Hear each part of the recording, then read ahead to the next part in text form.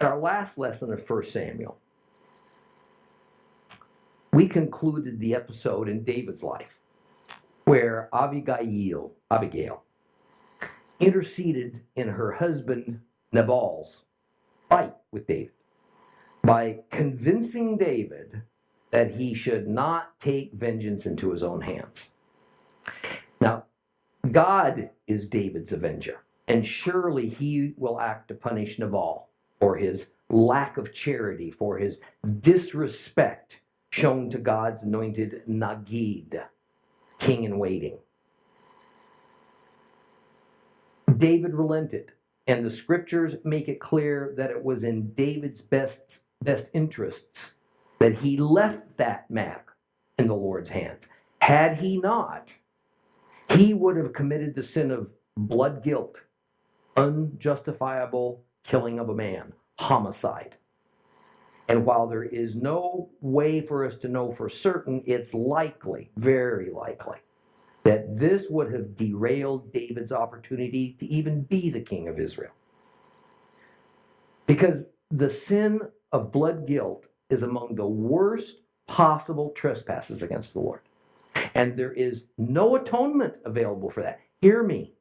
In the law, there was no atonement available for that. You're stuck with it. Would God have allowed that kind of a man who's committed that sin to replace an already failed king? It's highly questionable. And sure enough, in a matter of but days, Nabal had a stroke and he died. Now, while the verses don't specifically say that Nabal's death was Jehovah avenging David, it is made clear that Nabal's death was certainly perceived as being a divine act. David felt it was God's justice at work. And yet, what exactly was Nabal's crime? So far as we know, it was primarily insulting David, acting without charity, perhaps behaving unfairly, at least according to the customs of that era. But even acknowledging that Nabal was a godless fool, as attested by his own name, there appears to be no direct violation of Torah law, certainly nothing worthy of capital punishment. So the question is, was Nabal's death directly for the purpose of avenging David? Answer, I doubt it.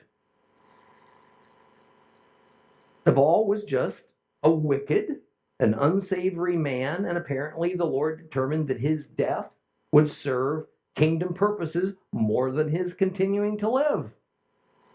Now, I can assure you that if this happened today, it would be said that while coincidental to the conflict with David, that Nabal died of natural causes. The Lord gives and the Lord takes away life at his own good pleasure. It is never out of serendipity, but it can be for reasons that are rarely apparent to the living. Think about Job. His puzzling over his many calamities, of his friends who were, they were certain they knew the causes. And then finally, the story reveals that God in heaven was doing battle with Satan concerning Job. And so Job's troubles essentially had little to do with something Job did or didn't do. See, this is an attribute of God that is among the most mysterious and bothersome and difficult to accept, and yet it's so. Knowing a good thing when he saw one, David sent messengers to Nabal's widow, Abigail, and he asks her to become his wife. She immediately agrees. And the same passage at the end of chapter 25 tells us two other things about David's marital status. First, he married another woman, as well as Abigail. Her name was Ahinoam. And second, King Saul spitefully took David's first wife, Michal, and gave her as a wife to another man, Paltiel. And since there was no divorce by David of Michal, essentially Michal was married to two men simultaneously. Now, whether Saul's rash act was the result of getting word of David's two new wives and then being offended by it, or it was just a way of severing official familial connections with David, we don't know the answer to that. It matters not, for the effect was the same. All hope now, because of what had transpired here. All hope of reconciliation between David and Saul was dead. So, as of the end of 1 Samuel chapter 25, David technically had three wives: Michal, Ahinoam, and Abigail. Practically speaking, he had only two, but the two he had were as much about politics as was his original bride. Ahinoam and Abigail were from two different and important clans of the tribe of Judah. David's marriage into these clans built up goodwill, and it gave him access and influence then with these three powerful clans within the tribe of Judah. And when counting his own clan, the clan of Yishai, Jesse, he had a lot of influence now within Judah. This was going to help pave his way for his eventual coronation to be king of Judah. Well, let's pick up now David's story in 1 Samuel chapter 26. We'll read it all. 1 Samuel chapter 26. If you have a complete Jewish Bible, it's page 328. The people from Ziph went to Shaul and Gibeah and said, "David's hiding himself on the Hachilah hill across from Yeshimon." And then Saul set out and went down to the Ziph desert with 3,000 men chosen from Israel to search for David in the Ziph desert. And Saul pitched camp on Hachilah hill across from Yeshimon near the road. David was staying in the desert, and he saw that Shaul was coming into the desert after him. So David dispatched spies and determined that Saul had definitely come. David set out and went to where Saul had pitched his camp, and he saw where Saul and Abner, the son of Ner, the commander of his army, were sleeping. And Saul was lying inside the barricade with the troops asleep all around him. And David said to Ahimelech the Hittite and Abishai the son of Zeruiah, Joab's brother, "Who'll go down with me to Saul in the camp?" And Abishai said, "I'll go down with you." So David and Abishai went to the soldiers by night. Saul was lying there asleep inside the barricade. His spear was stuck in the ground next to his head, with Abner and the troops asleep all around him. Abishai said to David, "God has handed your enemy over to you today, so now please let me pin him to the ground with just one stroke of the spear. I won't even need to strike him a second time." But David said to Abishai, "Don't destroy him. Nobody can raise his hand against God's anointed without becoming guilty." David then added, "As Adonai lives, Adonai will strike him down, or the day will come for him to die, or he'll go down to battle and be swept away. Adonai forbid that I should raise my hand against Adonai's anointed. But now we'll take the spear by his head and the jug of water and get out of here." So David took the spear and the water jug from Saul's head and got away, and nobody saw or knew anything about it. And no one awoke, because they were all asleep, a deep sleep from Adonai had fallen over them. David crossed to the other side and climbed to the top of the distant ridge, leaving a considerable space between them. And then David called out to the troops and to Abner the son of Ner, "Abner, aren't you going to answer?" And Abner answered, "Who are you calling to the king?" And David said to Abner, "Aren't you the brave one? Who is there in Israel to compare with you? So why haven't you kept watch over your lord the king? Someone came in to kill the king, your lord. That's not good, what you've done.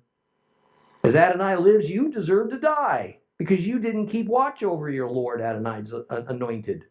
Now, see where the king's spear is. See where the jug of water that was next to his head."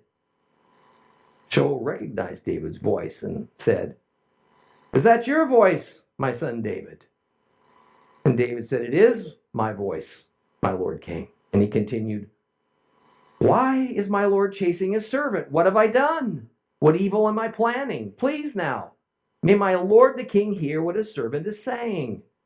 If it's Adonai who has stirred you up against me, let him receive an offering. But if it's human beings, then a curse on them before Adonai.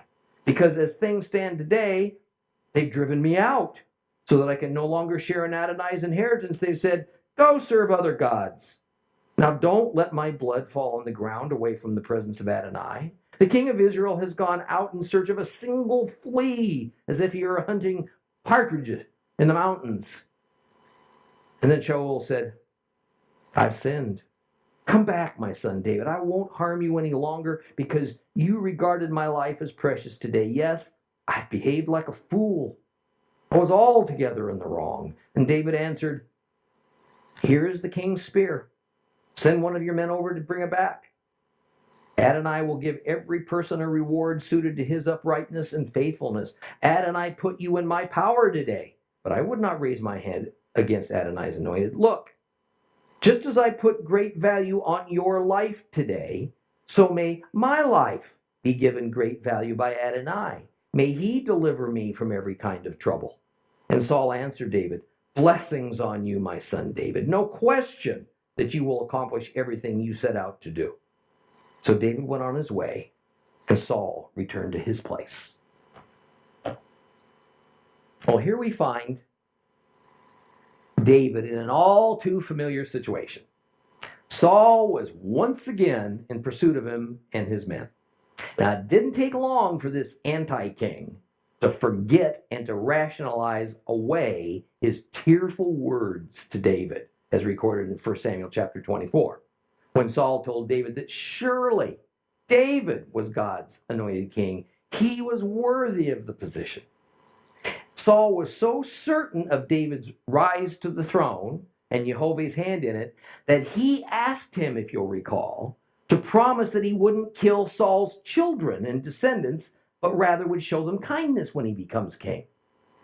And since David's going to be the focus of our study for months on end, I'd like to make a couple of comments.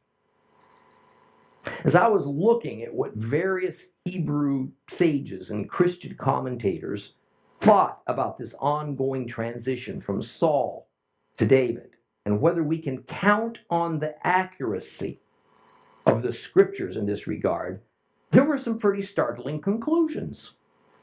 Now, while rabbis and Hebrew scholars tend to make David as nearly flawless, and thus have no real problem with the scriptures as written, except to fancifully explain away David's faux pas, the more liberal Christian scholars, the disciplines of higher literary criticism, their approach to Bible study has always been that what we read in Samuel regarding David is more propaganda than divine truth.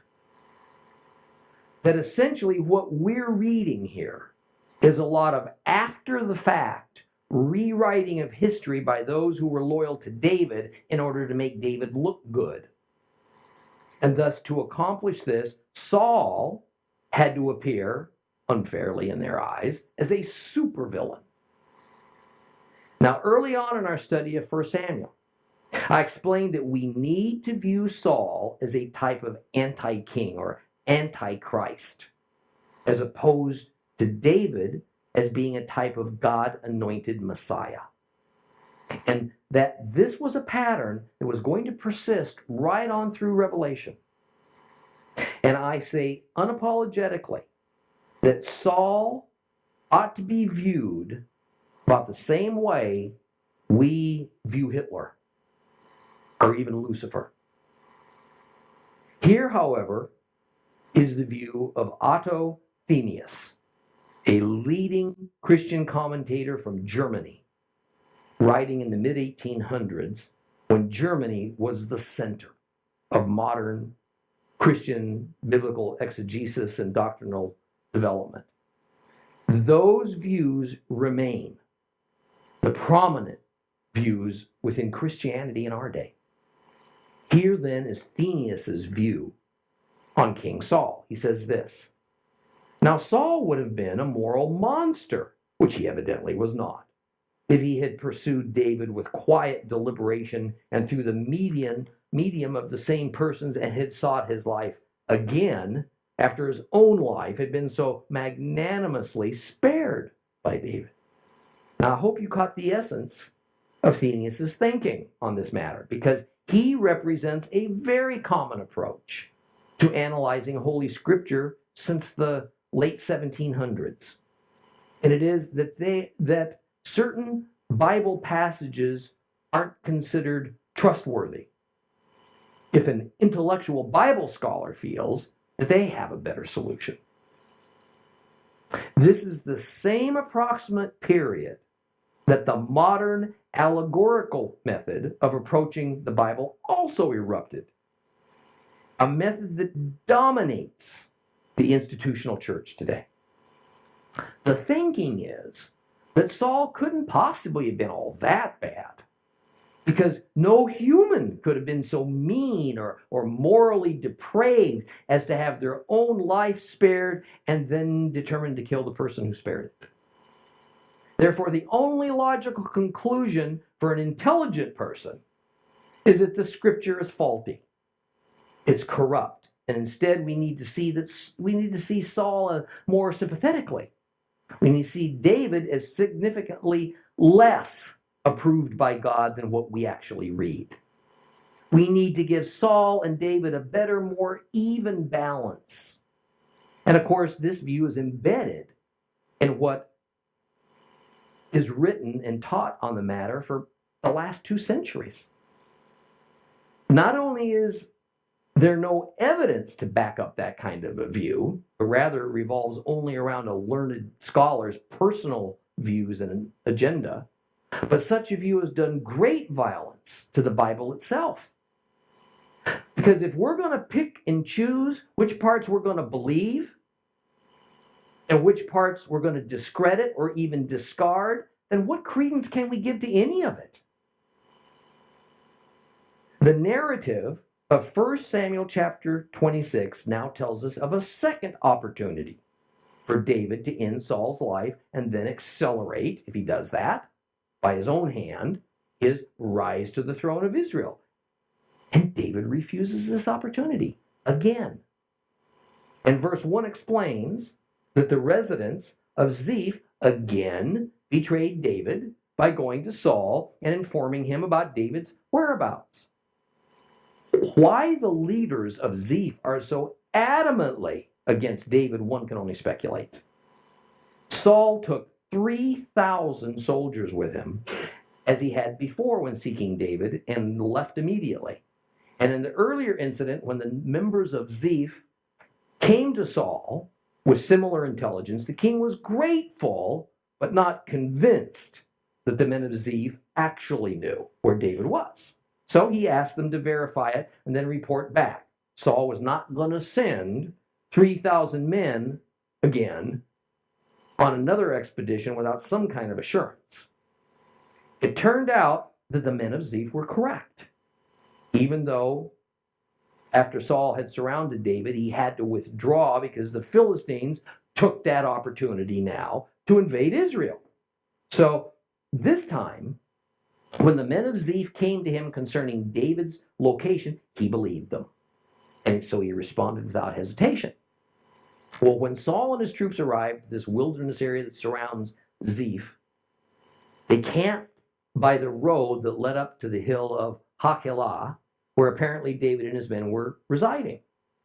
His spies spot Saul's army. They inform David, and David sends more spies to reconnoiter. And once David got the surveillance information that he sought, he waited until an opportune moment, and then he snuck up on the encampment at night. And he saw that Abner, the supreme commander of Saul's army, had come along with Saul this time. And that Saul was sleeping in this protected area with soldiers all around him. And Abner was nearest to Saul, acting like his personal bodyguard. And in verse 6, David asks among his most trusted men who would go with him down to this enemy camp, and this fellow named Abishai volunteers. And we're told that Abishai, which means my father is Yishai or Jesse, was the son of Zeruiah, the brother of Joab. And as we might expect, Abishai was a close relative of David because it was customary and it was a lot safer to have your closest inner circle consisting of family members who, by the way, have a lot to gain by seeing you stay healthy. Thus, the name Abishai lets everyone know that he's part of David's father, Jesse's clan. Zeruiah was Jesse's daughter, David's sister. So Abishai was David's nephew. It's all in the family. Zeruiah was mother to Abishai, Joab, and Asahel. Abishai is commander of David's army. So naturally, it is he who can't refuse to go with David down to Saul's camp because the army commander is also the leader's chief protector. Now, why did David want to go down to Saul's camp? He changed his mind and now he wanted to confront Saul and finish him off? No, I'm sure that Abishai thought so. But David was still intent on proving his innocence to the king, as naive as all that might be. God blessed those intentions, as risky and maybe unwise as they were. The men that were supposed to be guarding Saul not only fell into a sleep, but we're told a deep sleep.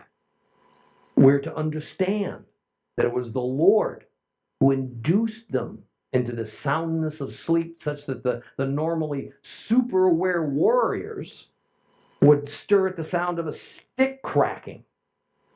But at this point, they were oblivious to David and Abishai's presence in their camp. Noiselessly, these two creep closer until they stand looming over the king himself. Saul's spear, which had become his scepter, his symbol of reign and authority, was stuck in the ground next to him, with Abner, Saul's chief general, just inches away from him. Abishai naturally concluded that as unlikely as it is that they could even get this close to the king and still be alive, it could only mean that the God of Israel had his hand in this, and now he's turned King Saul over to them finally for execution. And in verse 8, Abishai essentially says, let me do it. I want to do it. I didn't bring this spear along for nothing. But he says that using Saul's own spear, he'd kill him in one stroke. There won't be need for a second stroke. But David stays Abishai's hands and he tells him not to destroy Saul because nobody can raise his hand against God's anointed king without becoming guilty himself. For David, Saul is still the king, the rightful God-appointed king. And he can't bring himself to have Saul killed because he sees that this would be an affront to God. And he goes on to say that if Adonai wants to kill him, or Saul gets killed in battle, that's another matter. But David's not going to kill him. He's not going to have him killed.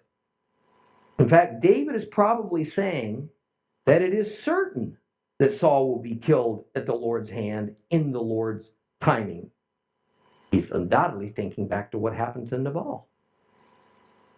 And when David tells Abishai to not destroy Saul, it is a little different than saying, don't kill him. The Hebrew is all tashiteu, and it means to mutilate.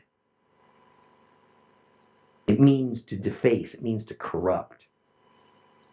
And the idea is that while killing the king would bring on the sin of blood guilt, there is also another sin piled on if one would kill the king in a way that disgracefully disfigures him, because that's just something you just don't do to a king.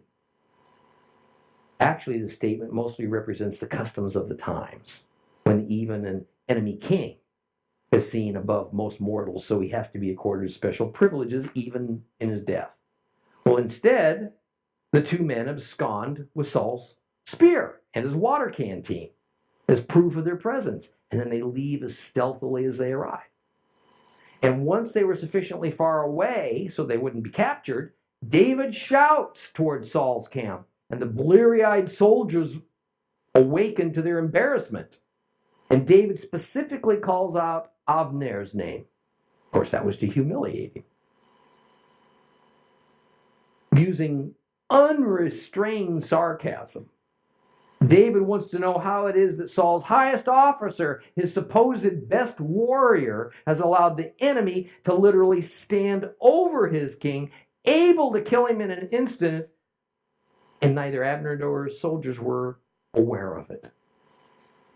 And he holds up the king's spear and his personal water jug as proof of his claim. Now, by all rights, Abner and his men should be ordered executed by the king for being derelict in their duty to guard him. It's the first duty of all soldiers to protect their king at all costs. They have failed. And Saul awakens amid all this shouting and all this confusion, and he hears a familiar voice. And he asks rhetorically if this is his son, David. David confirms it, and Abner is stunned, humiliated. So he's silent as the king inquires after David, and David responds by politely and submissively asking for permission to speak. And David's still searching for the cause of this irrational hatred of Saul against him. So he tells the king that if it's God who has instigated this conflict, then they should make an offering to God in hopes that he'll reverse course and then take away Saul's anger. What David actually says, may God ruach mincha. And it literally means, may God smell the smoke of a sacrifice. We discussed in our study of the book of Leviticus how the smoke of the offering was seen as all important, because the idea was that the smoke wafted up to the heavens where God would smell it. And he'd be appeased because it meant that his people were being obedient to his commandments and making their sacrifices of atonement. The bottom line is that if Saul's paranoia has been brought about by God as some sort of a punishment, then may the Lord show mercy. But if this is just the wicked inclinations of men at work, may they be cursed. Well, the last part of verse 19 expresses at least part of David's concern for himself. It is that he's been driven out. So he no longer has any part of the Lord's inheritance. What does that mean? No longer part of the Lord's inheritance. Do you remember what the Lord's inheritance is as concerns Israel and the Israelites? What is it? It's the land. It's the land. That's their inheritance. Every Hebrew's inheritance was the land of Canaan. So David is saying that because of this irrational, this unjust war upon him, he has now been denied the ability to live peacefully within the promised land. Thus, those who are doing this to him are essentially telling David, go and worship other gods. What has exile from the promised land got to do with worshiping other gods? See, we're dealing with an ancient superstition that still held that gods are territorial. And David and Saul believed that. Each nation had its own gods. And when you crossed a national boundary into another country, you left one set of gods behind and you came into the sphere of influence of the gods of that territory you just entered into. So if David was unable to live in Israel, Saul was after him, then he would have no choice but to live in some other nation and worship that nation's gods, since Jehovah had no influence anywhere but Israel. That was the thinking. So for Saul to unjustly chase one of God's chosen out of his own inheritance and away from God's presence actually amounted to a capital offense against the God of Israel, who owns the land of Israel and rules over them through a king. So David is saying he certainly doesn't want to die outside of Israel, away from God's presence. And even this had to do with the ancient mindset of ancestor worship and what happens after you die. Well, the last few words of verse 20 lose their meaning when translated into English. Those words say that the king of Israel is chasing a worthless man, as though he was hunting partridge. Actually, there was some very memorable wordplay going on here. And let me see if I can explain it in a brief fashion. The Hebrew word for partridge is hakoreh. Hakoreh. And it literally means the caller. So here we have David standing on a mountain calling to Abner and to Saul. And he parallels Saul's chasing after him to the hunting of the caller, partridges. And in verse 14, Abner says, Mi atah horeh? Or who is it that calls? Or most literally, oh, who are you, O caller? So David turns the tables and he mocks Abner's words by referring to himself as hakoreh, the caller. I'm David, the caller, the hakoreh. David says that he is the calling bird. He's a partridge who's being hunted in the mountains by Saul and Abner. Now, remembering that this story, like all other stories in the Bible, was handed down by word of mouth for generation after generation before it was evidently written down, we get this interesting wordplay that makes it easy to remember. It was undoubtedly a highlight of the story of this adventure, and no doubt it had to bring on laughter from the audience as they sat around a campfire retelling this story to one another. Well, reminiscent of their encounter in En Gedi, Saul turns all mushy on David. And he calls him his son. And he pleads with him to come on home to the king's palace. Right. He promises he's not going to do any evil to David anymore.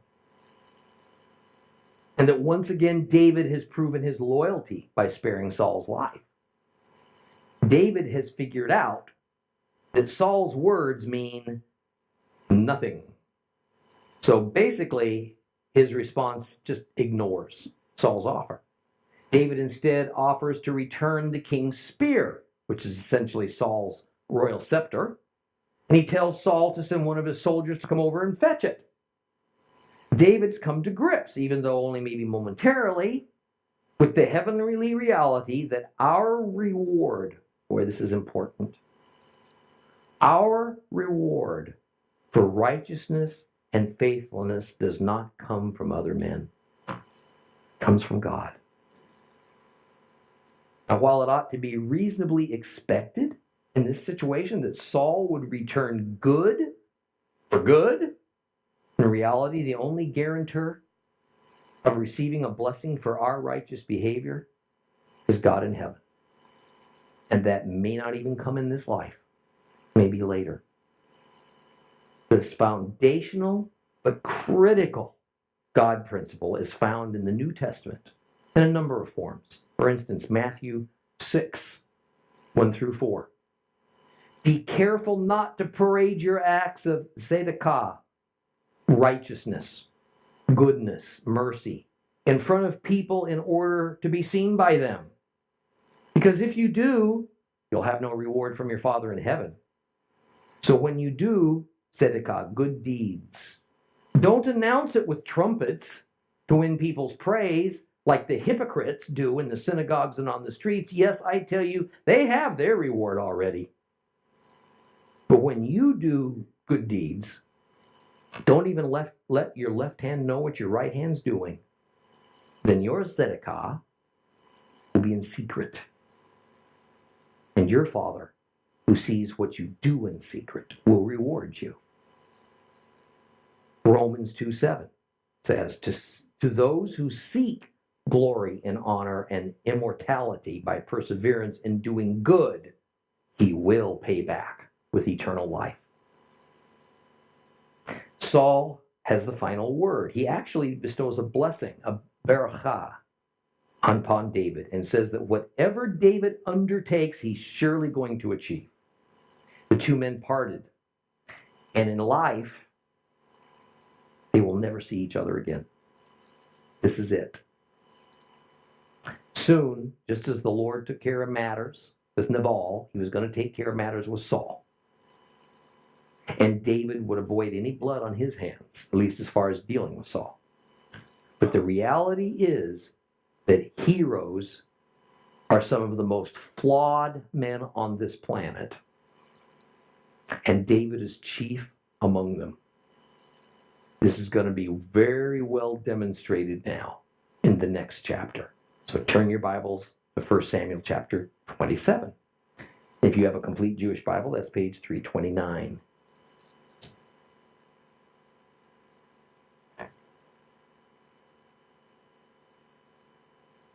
But David said to himself, one day Saul will sweep me away. Best thing for me to do is to escape into the territory of the Philistines. And then Saul will give up trying to find me here or there in Israel's territory, and at last I'll be free of him. So David set out with his 600 men, and he passed on to Achish, the son of Maok, king of Gath. David lived with Achish, he and his men, each man with his household, including David with his two wives, Ahinoam from Yisrael and Abigail from Carmel, Nabal's widow. Saul was told that David had escaped to Gath, whereupon he stopped searching for him. Well, David said to Achish, if you're now favorably disposed towards me, let me have a place to live in one of the cities in the countryside. Why should your servant live in the royal city with you? That very day Achish gave him Ziklag, and that is why to this day Ziklag belongs to the kings of Judah. After David had been living in the country of the Philistines for a year and 4 months, he and his men began going up and raiding the Geshuri, the Gisri, and the Amaleki. From ancient times, these people had lived in the land in the direction of Shur all the way to Egypt. David would attack the land, leaving alive neither men nor women, but taking the sheep and cattle, donkeys, camels, and clothing, and then he'd return and go to Achish. And Achish would ask, where are you raiding today? And David would answer, against the Negev of Judah, or against the Negev of Yerachmeeli, or against the Negev of the Kenai. And the reason David spared neither men nor women to be brought to Gath is that he thought, we don't want them telling on us, saying David did so-and-so. That's how he conducted his raids for as long as he lived in the country of the Philistines, and Achish believed him. He said, David has caused his own people Israel to despise him utterly. He'll be my servant forever. Here's a chapter that shoots holes in liberal theologians' theories that most of the book of Samuel was written as propaganda to validate David's dynasty replacing Saul's. No writer or editor whose goal was to make David seem worthy, let alone perfect, would justify his position by including what we just read in Samuel 27, 1 Samuel chapter 27. If ever there was a time when David had the blood of innocence just dripping from his hands, and when his mouth was contorted with lies and deceptions, this is the one. But I think as we delve into this episode, you're going to see that it might even be worse than it appears at first glance. Something has shifted in David's thinking. It may have been that the encounter we read back in chapter 26 out in the Ziph wilderness, but it was probably equally as much that Saul had viciously, dishonorably given David's wife Michal to another man. It's hard to put into words the extreme injury and insult to David's honor that occurred with that act. Nonetheless, David no longer believed he could remain in Judah. So David concluded that Saul was going to hound him until one or the other of them was dead. So David took the drastic step of once again going to the Philistines, and he went back to the same place, Gath, where he had feigned insanity, but only a few years earlier to survive. But there's a difference. David first went to Gath as a lone fugitive. He was looking for sanctuary, for mercy. He was rejected. This time, he went as the leader of a substantial mercenary army, and he had something to offer. He could offer services to the king of Gath in return for a good living and for protection from King Saul.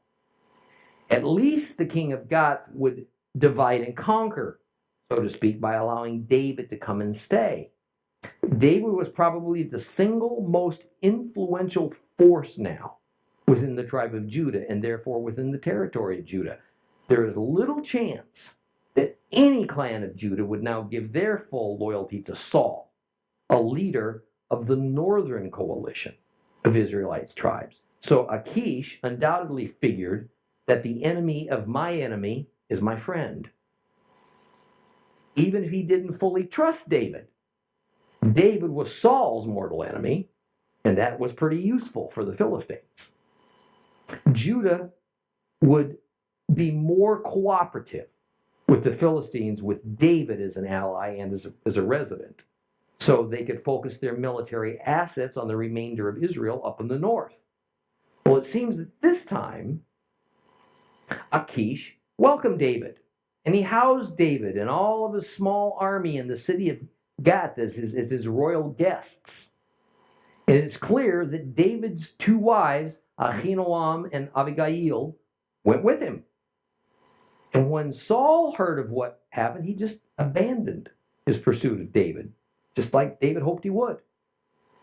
Well, some time passes, and verse 5 has David approaching the king of Gath and asking to be given territory of his own, rather than continuing living under Achish's nose.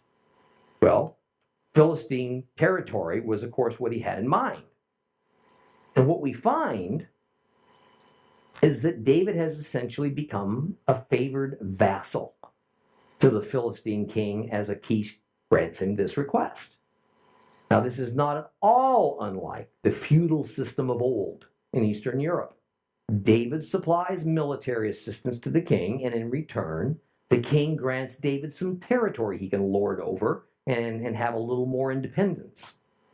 Now, no doubt, for Achish, it made sense to give David a little space.